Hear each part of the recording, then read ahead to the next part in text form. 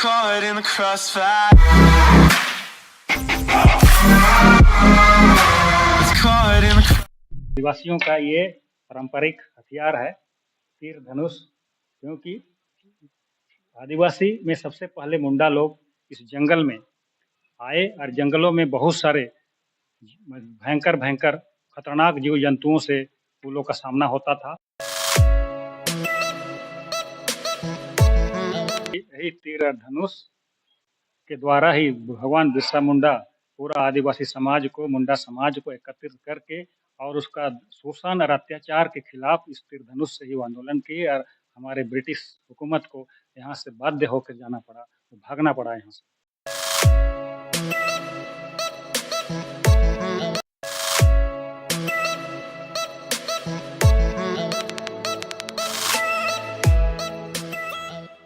नमस्कार, आप देख रहे हैं झारखंड टुडे और मैं हूं आपके साथ गुंजन कुमार।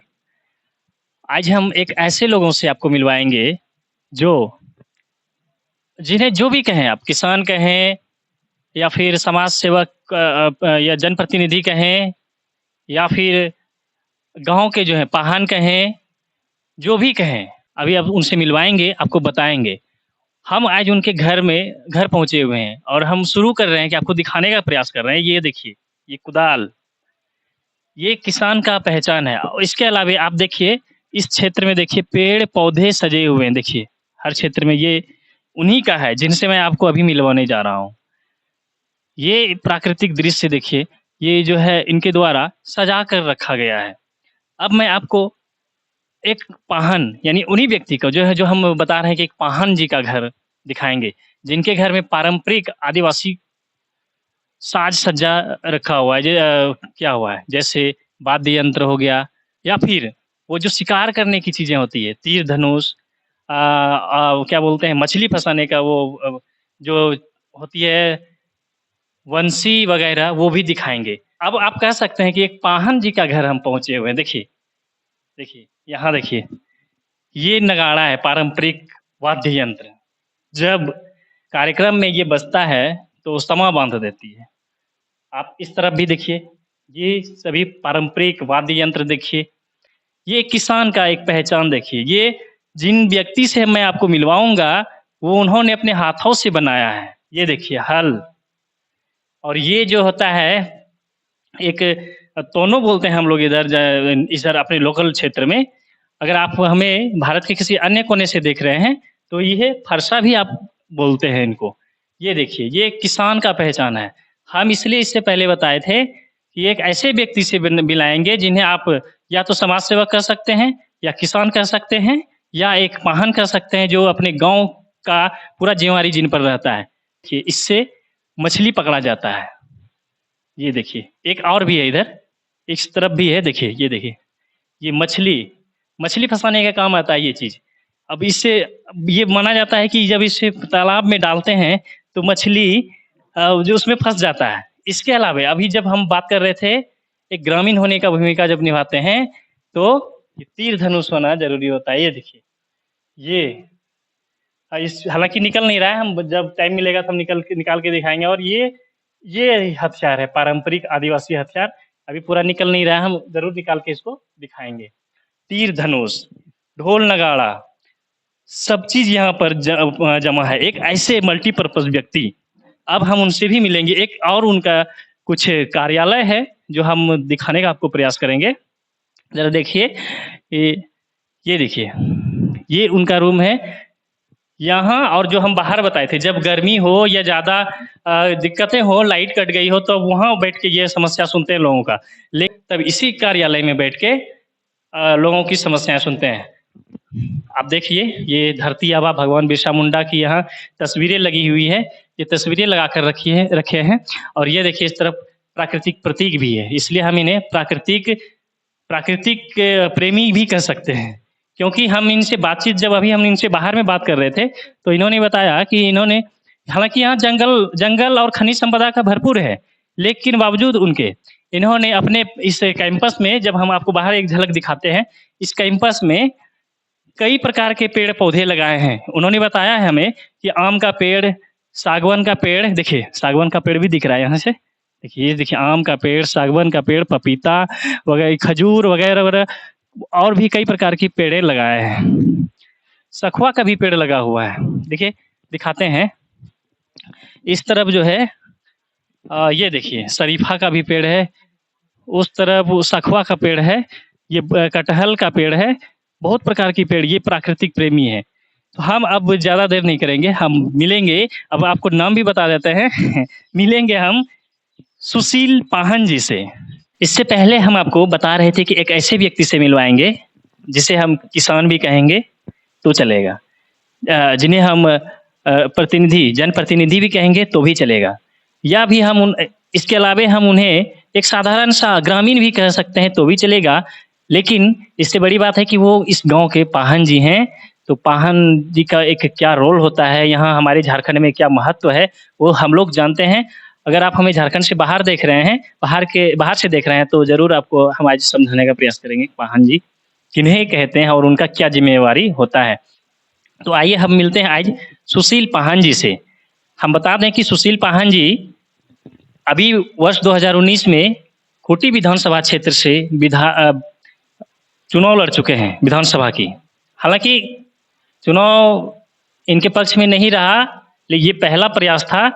इस बार इनके द्वारा पूरा जोर लगाया जा रहा है और ये उम्मीद है कि इस बार पार्टी और कार्यकर्ता अच्छी तरह से मेहनत करेंगे और सफलता प्राप्त करेंगे। तो आइए हम मिलते हैं सुशील पाहन जी से। नमस्ते। नमस्कार। और सबसे पहले बताइए कैसे हैं? बस बढ़िया। और अब गाँव में इस बार धान-वान का खेती कैसा है?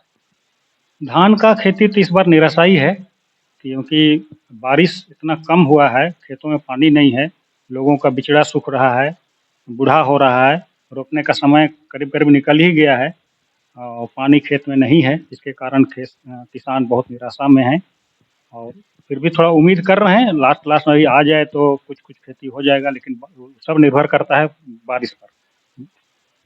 अब सबसे पहले आपसे यही सवाल क्यों किए कि क्योंकि भाई अभी धान लगाने का समय है और मेरा नाम सुशील पाहन है, मैं ग्राम डुफू का रहने वाला हूँ, थाना कर्रा, जिला खूंटी और मैं बेसिकली गाँव के पाहन हूँ और पाहन का जो ज़िम्मेदारी होती है, वो मैं बाखूबी निभा रहा हूँ कि मेरे पिताजी अब बूढ़े हो चुके हैं, पहले वो करते थे और उसके पहले मैं सर्विस में था, सरकारी नौकरी में था, इसके कारण मैं टाइम नहीं दे पाता था। नौकरी रिटायर होने के बाद जब ये गाँव में हम आए, तो अपना दायित्व पाहन का जो दायित्व है, उसको मैं निभा रहा हूँ और हमारे मुंडा समाज में करीब-करीब 20-25 तरह का पूजा-पाठ होता है साल में। धान पूरा बुआई से लेकर लास्ट धान मिसाई तक का अलग-अलग पूजा होता है गाँव का। सभी पूजा में मैं पार्टिसिपेट करता हूँ, आता हूँ और ग्रामीणों के साथ पूजा-वूजा करते हैं और कुछ बहुत सारे पूजा ऐसा होता है गाँव का, जो पाहन को ही निर्णय लेना रहता है, कब पूजा करना है, क्या करना है। जैसे सरहुल का हुआ, जैसे क्या कहते हैं खलिहान पूजा हुआ, जैसे खलिहान लास्ट होता है उसका पूजा होता है। उसके बाद हम लोग का मुंडा में होता है सोसोपड़, जिसे भेलवा फारी कहते हैं। उस साल में मेरा 2 बार भेलवा फारी का पूजा होता है। एक तो कर्मा के 1 सप्ताह पहले घर में पूजा होता है और एक होता है खलिहान में, जब नया धान आता है खलिहान में तो शुरू जब मिसाई होता है तो उसमें खलिहान में क्या कहते हैं सोसोपड़ा ये भेलवा फारी का पूजा होता है। इस तरह का करीब-करीब 20-25 तरह का पूजा होता है हमारे गाँव में। तो पूरे साल में 20-25 तरह का पूजा होता है। जैसे हम अभी आपको बता रहे थे कि पाहन का क्या दायित्व होता है, वो इन्होंने बताया विस्तार से। अब हम इनसे ज़रा इनकी शिक्षा-दीक्षा और ये जॉब में कैसे गए और जब ये पढ़ाई कर रहे थे उस समय इन्हें क्या-क्या बीता होगा? किन-किन कठिनाइयों का सामना करना पड़ा या फिर यूँ ही हँसते-गाते, हँसते-खेलते पढ़ाई को पूरा किया और जॉब में गए? ज़रा आप पढ़ाई के समय का कुछ विस्तार से बताएँ।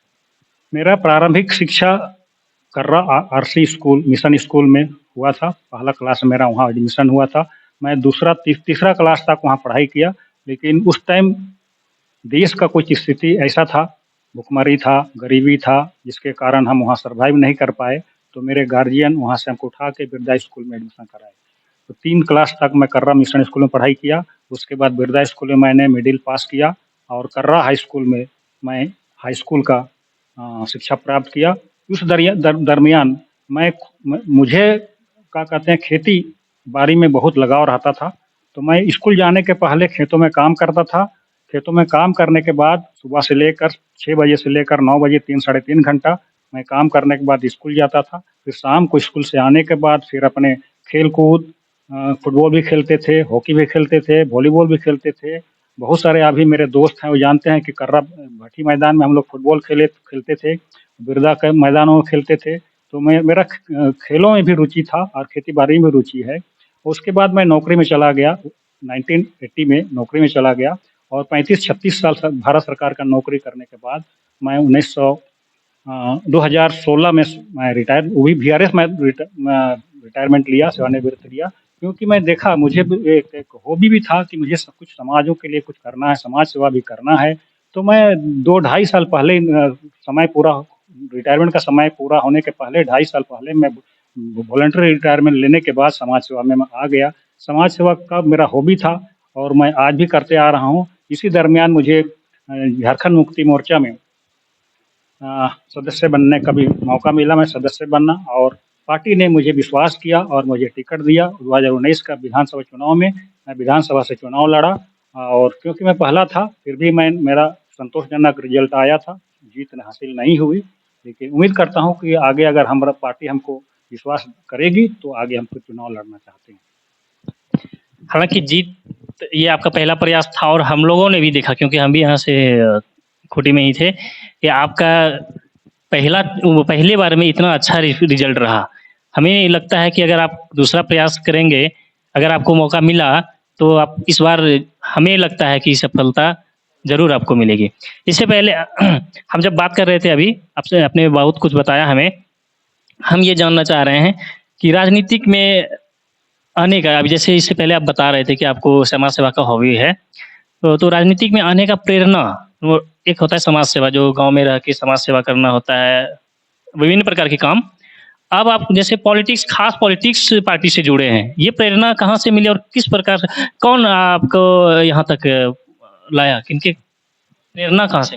देखिए, हम झारखंडी हैं और झारखंड का स्थिति किसी से छुपा हुआ नहीं है। हम जब नौकरी में थे तभी से हमारा मन में आता था कि हमें कुछ समाज के लिए, राज्य के लिए, देश के लिए कुछ हम लोग को कुछ करना चाहिए।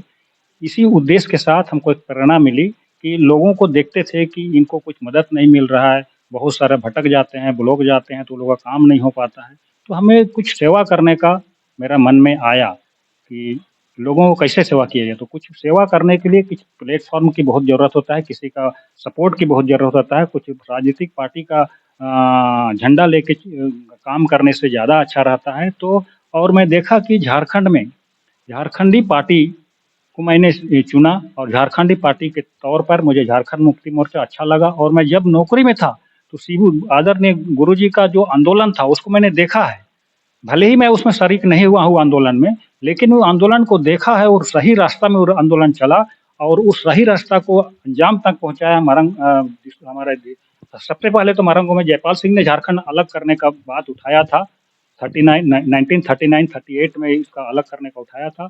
उसके बाद जब उसका निधन 1970 में हुआ, 70 के बाद इस अंजाम को आगे ले जाने के लिए हमारे दिसुम गुरु ने आगे इसको बढ़ाया और झारखंड अलग अलग आंदोलन का ये आंदोलन करने का निर्णय किया और आंदोलन पूरे झारखंड के लोग, चाहे आदिवासी हों, चाहे मूलवासी हों, सभी ने उसका सहयोग किया और अंतिम अंजाम तक पहुंचाने में सबको सहयोग किया और झारखंड मुक्ति मोर्चा की अगुवाई में, हमारे शिबू सोरेन की अगुवाई में झारखंड अलग हुआ।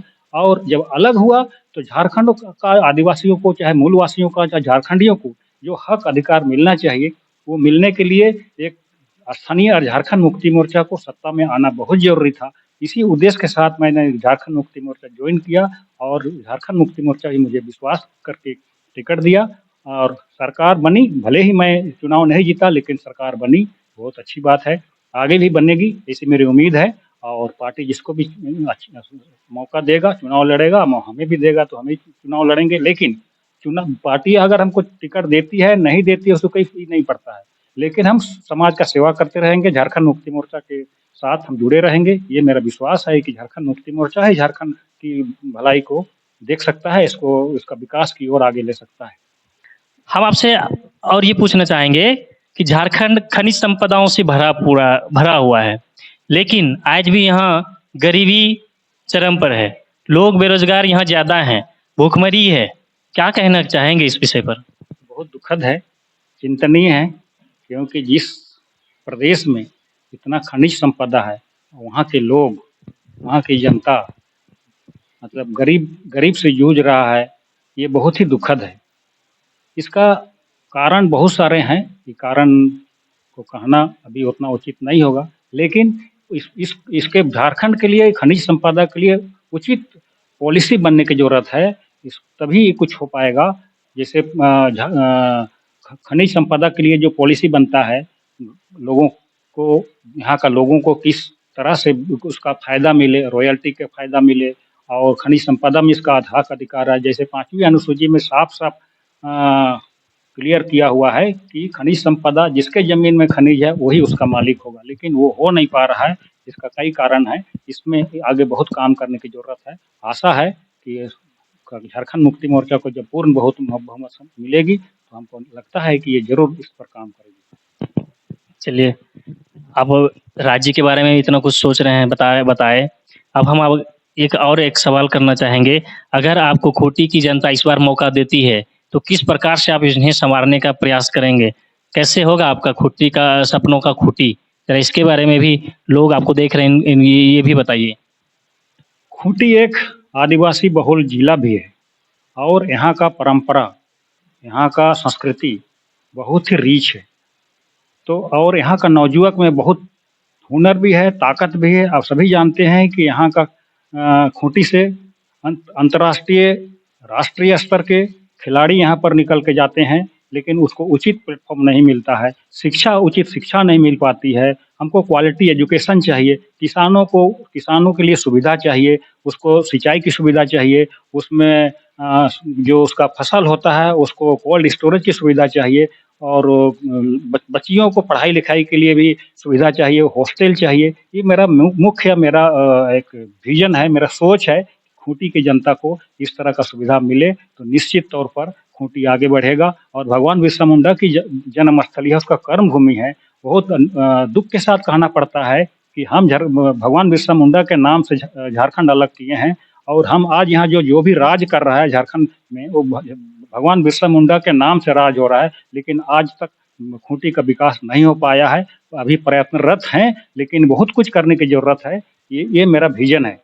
हमने अभी भारत मुंडा समाज में भी मैं प्रदेश अध्यक्ष का पद में कार्य कर रहा हूँ और हमारा भारत मुंडा समाज का एक प्रतिनिधिमंडल करीब 2-3 दिन तक पिछले दिनों उलिहातू का हम लोग ने अपने स्तर से सर्वे किया और वहाँ देखा कि वहाँ किस हद तक लोग जीवन बसर करते हैं। हम लोग करीब 60-65 घरों का अपने स्तर से सर्वे किया। सर्वे में हम लोग 3-4 मुद्दा को देखे।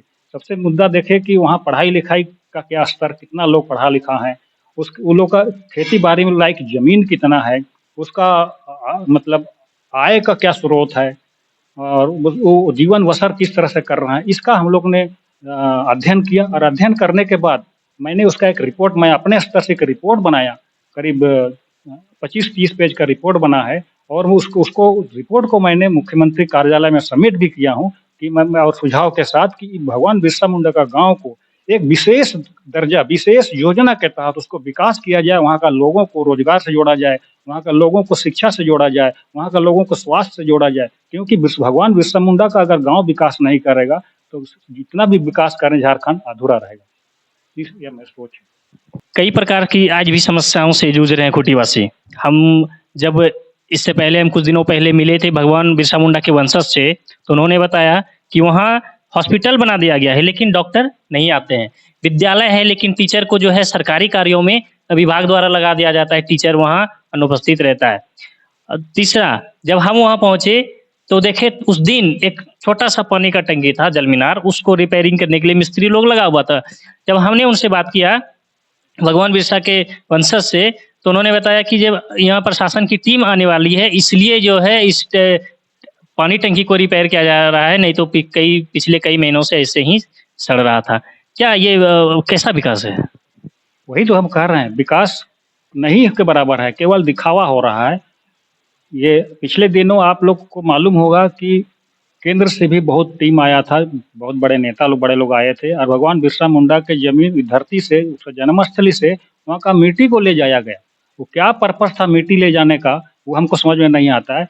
पहले उसका विकास करो, विकास के लिए हमने कहा ना, कोई स्पेशल ऐसा नॉर्मल विकास योजना के तहत विकास नहीं होगा उसका। नॉर्मल विकास तो ऐसा ही सरकारी काम ऐसा ही होता है। स्पेशल उसका एक योजना बनना चाहिए, चाहे आप ट्राइबल सब प्लान का कुछ फंड उसको डाइवर्ट करके कुछ स्पेशल प्लान कीजिए, क्योंकि भगवान बिरसा मुंडा की जन्मस्थली गांव है, उसको स्पेशल दर्जा दे के आपको डेवलप करने की जरूरत है। और हम लोग ने देखा है, पर्सनली जा जाके घरों में देखा है कि किस स्थिति में है, उस तरह का विकास नहीं चाहिए। हमने और भी देखा उस सर्वे के दरमियान में, Birsa agriculture university sorry Kanke से भी कुछ लोग वहाँ लोगों को मधुमक्खी पालन के संबंध में कुछ इक्विपमेंट वगैरह दिए हुए थे, लेकिन इक्विपमेंट देने से नहीं होगा। हम देखे कि मधुमक्खी का बक्सा पड़ा हुआ है, मधुमक्खी का जो रस निकालने वाला मशीन पड़ा हुआ था, लेकिन उसका उपयोग नहीं हो रहा है। उपयोग प्रॉपर उसको गाइडेंस नहीं मिला, ट्रेनिंग नहीं मिला, उसको मॉनिटरिंग होना चाहिए। इक्विपमेंट दे देने के बाद छोड़ देने से काम नहीं चलेगा, उसको प्रॉपरली मॉनिटरिंग करना चाहिए, मार्केटिंग का व्यवस्था करना चाहिए, तभी कुछ हो पाएगा। चलिए, अच्छी बात है, विकास पर हम लोग अभी बात किए। हम कुछ अलग हट के बात करते हैं। खूंटी जिला, हालांकि इसके पड़ोसी जिले से भी कुछ शिकायतें हैं, लेकिन खूंटी जिले से खासकर शिकायतें हैं कि यहाँ से सुदूर ग्रामीण क्षेत्रों के गरीब बच्चे, चाहे वो लड़की हो लड़का हो, से कुछ लोगों द्वारा बहला फुसलाकर रोजगार देने के नाम पर ले जाकर कहीं दिल्ली में, मुंबई में ऐसी शिकायतें आती है, दिल्ली में, मुंबई में उसे बेच दिया जाता है या उसे वहाँ बंधुआ मजदूर बना दिया जाता है। क्या इस विषय पर काम समाज को नहीं करना चाहिए? बिल्कुल करना चाहिए, क्योंकि ये तो बहुत दुर्भाग्य है। और झारखंड से ही ऐसा ज़्यादा दिखने को मिलता है कि ये अशिक्षा और बेरोजगारी का ही नतीजा है। जो पिछले दिनों हम लोग देखा था कि वर्तमान सरकार ने बहुत सारा रेस्क्यू करके भी बहुत जगह से लोगों को लेके आया और बहुत अभी उसमें कंट्रोल हुआ है, आगे इसमें कंट्रोल होगा। और इस विशेष रूप से ज़मीनी स्तर पर काम करने की ज़रूरत है। एजुकेशन मेन है, एजुकेशन उसको दीजिए, रोजगार दीजिए। यहाँ बहुत सारा ऐसा झारखंड में है कि आप यहाँ रोजगार सृजन कर सकते हैं, लोगों को दे सकते हैं, और ज़्यादा लोगों को नहीं चाहिए। आदिवासियों को ज़्यादा कुछ इनकम के लिए और ज़्यादा उसके लिए नहीं चाहिए।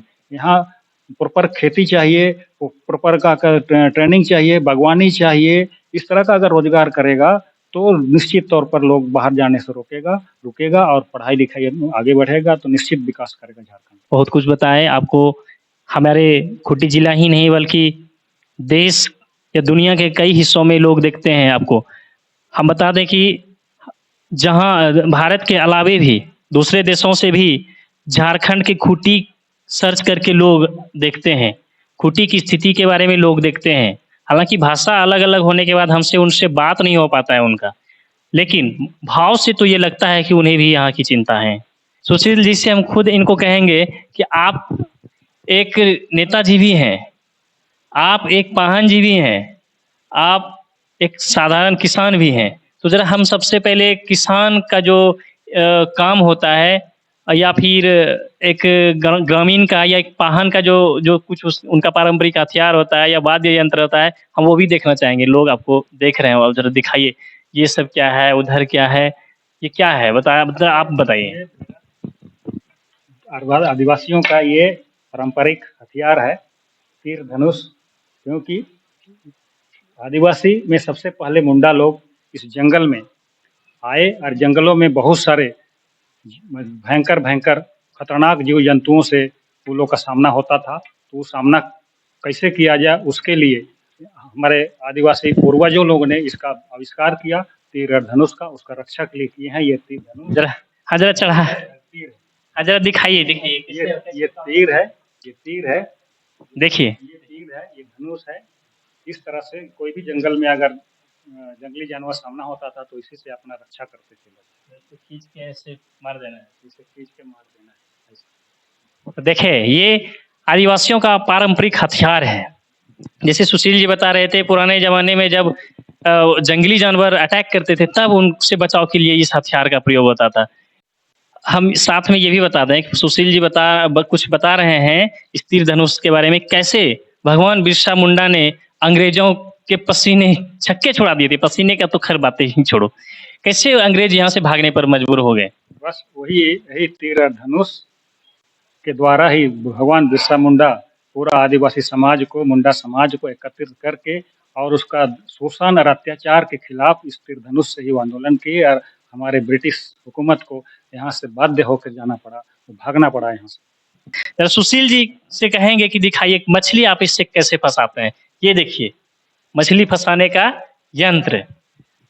ये इसको हम लोग का आदिवासी में इसको कुमनी बोलते हैं, जो बांस का छोटे छोटे तिनका बना के इसको बनाया जाता है और इस कुमनी के द्वारा ही मछली खेतों में, मछली नदियों में जो है बहाव, पानी के बहाव में इसको लगा दिया जाता है और पानी के बहाव से जो मछली आती है उसके द्वारा इसको फंसाया जाता है। क्योंकि आदिवासियों का मुख्य पेशा भी शिकार है, चाहे मछली का शिकार हो, चाहे जंगली जानवरों का शिकार हो, क्योंकि पहले ज़माने में यही लोग का खेती बाड़ी और शिकार ही मुख्य लोग का परंपरा। हम भी देखते हैं ये मछली फंसाने का। देखिए दिखाइए कैसे इसमें छेद है।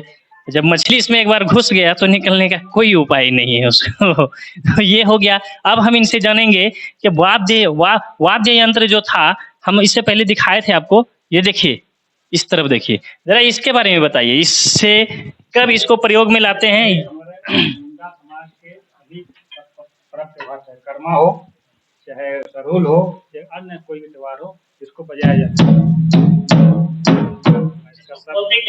इसको नगाड़ा बोला जाता है। ये नगाड़ा है। और जरा देखिए ये पारंपरिक वाद्य यंत्र जब ये बजता है तो कैसा महसूस होता होगा, समा बंध जाता होगा। और ये इसके बारे में भी जरा बताएं। इसको बोलते हैं ढोलक। ये सब एक साथ बजता है। जब ढोलक और नगाड़ा जब बजता है तो आप पहले जमाना में खपड़ा का घर होता था, तो खपड़ा जो हिलता था, खसकता था खपड़ा, इतना आवाज करता है ये सब। जब ये बजता है तो खपड़े घर चैया जो होता है, खपड़ा सब वो हिल कर गिरने लगता है। ये भी वाद्य यंत्र है। उसका वाइब्रेशन। अच्छा, उसके वाइब्रेट, उसके बाद जब वाइब्रेट होता है। ये मांदर है, ये मांदर है और हमको बजाने भी आता है, नाचने भी आता है, गाने भी आता है। देखिए हम जो है ना, हम कला संस्कृति से भी जुड़े हुए हैं। पारंपरिक मुंडा और आदिवासियों के जितने भी तरह के गाना है, चाहे उरांव गाना हो, चाहे मुंडा गाना हो, चाहे मिशन वाले क्रिश्चियन लोग का भी गाना हो, चाहे बजाना हो, नाचना हो, हम बचपन से गाना गाते आए हैं, नाचते आए हैं और मेरा शौक भी है कला संस्कृति। और सौभाग्य से हमारा गुरु डॉक्टर रामदयाल मुंडा भी थे, हम उसका गुरु मानते हैं। उसके बहुत सारे उसे शिक्षा मिला है, बजाने का भी कला मिला है और हम लोग पर्व त्योहार में खुद बजाता हूँ। जब हम बचपन में जब स्कूल में पढ़ते थे तो हम देखा करते थे गाँवों में कि बड़े बुजुर्ग लोग, जब गर्मी का मौसम होता था, कोई काम नहीं होता था, तो लोग बगीचा में या पेड़ के नीचे बैठ के कोई रस्सी बुनता था, कोई खटिया बुनता था, कोई हल जुआइट बनाता था। क्योंकि जब खेती का बारिश होता था तो खेती बाड़ी का काम शुरू होता था, तो बड़े बुजुर्ग जब बनाता था तो मैं बहुत ध्यान से देखता था उसको, लोग कैसे बना रहे हैं। उसको देख के ही मैं सीख गया और अपना बनाने का कोशिश किया और ये मैं अपने से ही हल बनाया हूँ। और लगता है ये जब मैं स्कूल में पढ़ता था उस टाइम बनाया है इसको। और किसी ने ये दोनों को मैं एक सैंपल तक बनाया, जो ओरिजिनल यूज करने वाला ही बनाता था। मैं इसको ऐसे ही मैं बना के रखा था कि लकड़ी, वेस्टेज लकड़ी था, वेस्टेज लकड़ी से मैं बनाया। और ये जो क्योंकि जब कोई खेत जोतने जाता है, जंगल वंगल जोतने जाता है, तो इस तरह का हथियार भी साथ में लेके जाता है। जब जैसे मैंने अभी कहा कि जंगली जानवर हो, चाहे किसी कोई पेड़ पौधा, कुछ झाड़ी उड़ी भी काटना हो, तो ये भी लोग लेके जाता है जोतने के टाइम में। तो ये मेरा खुद का बनाया हुआ है। तो देखिए ये हल, ये एक हथियार जिसे हम बताए थे, हमारे यहाँ तोनो भी कहते हैं। अगर आप झारखंड से बाहर हैं तो आपके यहाँ कुछ और भी नाम होता होगा। तो अभी हम बात कर रहे थे सुशील जी से और इन्होंने बहुत प्रकार की जानकारियाँ उपलब्ध कराई। साथ ही इनका जो हॉबी था उनके बारे में भी हम लोग जाने। अब हम फिर से अगले बार जब मौका मिलेगा, इन्होंने जब हमें, इनके द्वारा जब हमें समय मिलेगा, ज़रूर इनसे बात करेंगे और इनका जो इच्छाएं हैं, जो इनसे जानकारियां हमें भी लेनी होगी, हम ज़रूर इनसे मिलेंगे और आपको जानकारी उपलब्ध कराएंगे।